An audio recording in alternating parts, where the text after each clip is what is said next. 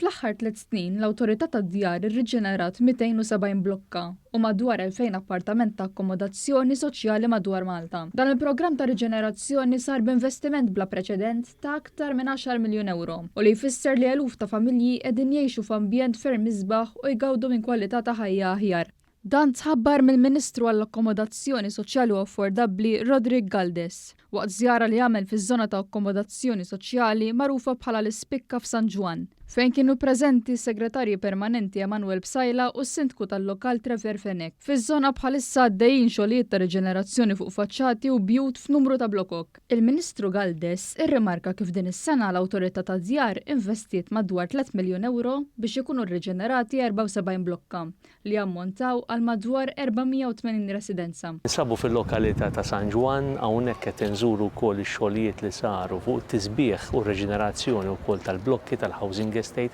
Din is-sena biss serġajna investejna madwar 3 miljun euro ta' xogħlijiet ta' reġenerazzjoni. San Ġwan u fil-Lorħula l-oħra wkoll lestejna diġà 79 blokka. Ifisser ukoll li madwar 500 familja, 500 appartament ġew rinnovati bl-għajnuna ta' dan ix-xogħol qed issir min-naħa tal-Awtorità tad-Djar.